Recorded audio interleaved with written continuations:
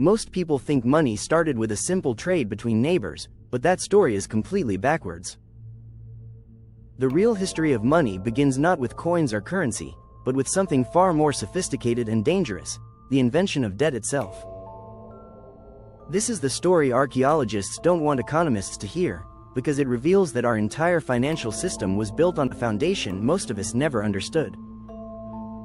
Before the first coin was ever minted, before banks had vaults, before there were even proper cities, humans had already created the most complex economic tool in history.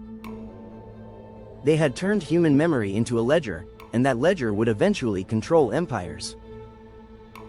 This is the pre-money mindset, and understanding it will change how you see every transaction you make today. Think about the last time you borrowed something from a friend. Maybe it was $20, maybe it was help moving furniture. You didn't sign a contract or exchange physical tokens. You created an invisible debt that exists purely in social memory. Your friend remembers what you owe, you remember what you owe, and that shared understanding creates obligation. That simple interaction connects you directly to economic systems that predate written language by thousands of years. 10,000 years ago, if a hunter shared the best cut of mammoth meat with his neighbor, he wasn't being generous, he was making an investment. That gift created an obligation, a debt that would be remembered and eventually repaid. This wasn't charity, it was the world's first credit system. The village itself functioned as a bank, and your reputation was your credit score. This system worked because everyone knew everyone else. Social pressure enforced the debts. If you consistently took without giving back, you would find yourself cut off from the community's economic life. You would become what we might call socially bankrupt, unable to access the network of mutual obligations that kept everyone alive. But here's where the story gets fascinating and terrifying. As human settlements grew larger, this memory-based system began to fail. You can't track the debts and obligations of thousands of strangers in your head. The solution wasn't to abandon debt-based economics. Instead, ancient rulers found a way to make memory perfect and permanent. In the temples of ancient Mesopotamia, priest-accountants began keeping records on clay tablets. They didn't track coins, because coins didn't exist yet. Instead, they tracked units of barley, weights of silver, and quantities of oil. These weren't things people necessarily possessed, they were measures of what people owed. The shekel, one of history's most important monetary units, started as a weight measurement for grain, not a physical object. The rulers who created these systems understood something profound about human psychology. They realized that money doesn't have to be something you have in your pocket. It only has to be something you owe to someone with power. By demanding taxes in specific commodities like barley, ancient kings forced their entire populations into a debt relationship with the state. Think about how brilliant and manipulative this was. The king didn't need to give every citizen barley and then ask for it back. He simply declared that everyone owed him barley, and suddenly everyone in the kingdom needed to figure out how to get barley to pay their debt.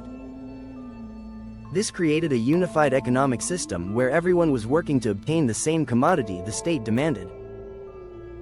For ordinary people living in these early civilizations, money wasn't something that made life easier. It was a source of constant anxiety and obligation. If your crops failed, if your livestock died, if you got sick and couldn't work, your debts didn't disappear. They accumulated with interest, creating a spiral that could destroy entire families. This is where we see one of history's darkest economic innovations: debt slavery. When people couldn't pay what they owed to the temples or the state, they paid with their bodies. They became property until their debts were satisfied. Entire families could be enslaved because of economic obligations. The system was so unstable and brutal that ancient rulers regularly had to declare jubilees, complete forgiveness of all debts, just to prevent their societies from collapsing. Even 5,000 years ago, debt-based economies required periodic reset buttons to remain functional. But why did this system emerge in places like Mesopotamia and not elsewhere? Geography played a crucial role. In fertile river valleys, agricultural surplus made credit possible. You can't have a functioning debt system if everyone is barely surviving. Debt requires the ability to postpone consumption, to create surplus that can be stored and redistributed over time.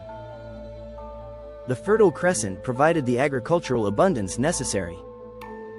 For complex credit relationships, rivers provided transportation for trade. Seasonal flooding created predictable agricultural cycles that could be planned around. These geographic advantages made it possible to create the first economies based on future promises rather than immediate exchanges. Now comes the part that should make you uncomfortable. When you look at your credit card, your mortgage, your student loans, you're not looking at modern innovations. You're looking at digital versions of those clay tablets from ancient Mesopotamia. The technology has changed, but the fundamental logic remains identical. Your credit score is a modern version of your reputation in that ancient village. Your debt obligations create the same psychological pressure that kept those early agricultural communities functioning. When you swipe a card to buy something, you're not exchanging money for goods. You're creating an obligation that must be fulfilled later, just like that mammoth meat shared around a Paleolithic fire. The major difference is that modern technology has made the memory perfect. Instead of relying on human recall or clay tablets that could be lost or destroyed, we now have digital ledgers that never forget. Every transaction is recorded permanently. Every obligation is tracked precisely. The system that once required periodic jubilees to prevent collapse now never allows debts to simply fade away. This creates unprecedented psychological pressure. Ancient peoples could sometimes escape their debts by moving to new communities or waiting for jubilee years. Modern debt follows you everywhere, reported to credit agencies, tracked across decades, affecting your ability to buy homes, get jobs, even rent apartments. Understanding this history reveals why so many people feel trapped by their financial obligations. It's not because you're bad with money or lack discipline.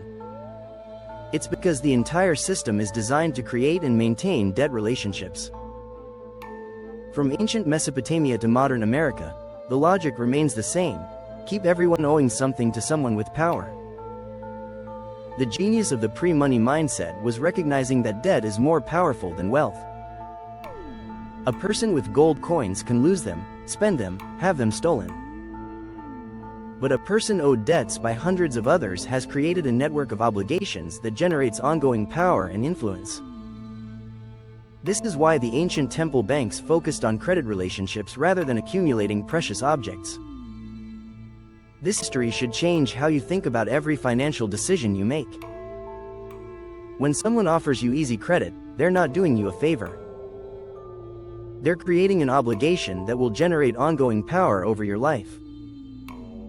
When politicians talk about national debt or economic policy, they're managing the same systems of obligation and control that ancient kings used to maintain their power. The pre-money mindset reveals that our economic system isn't neutral or natural. It's a sophisticated tool for creating and maintaining relationships of power and obligation.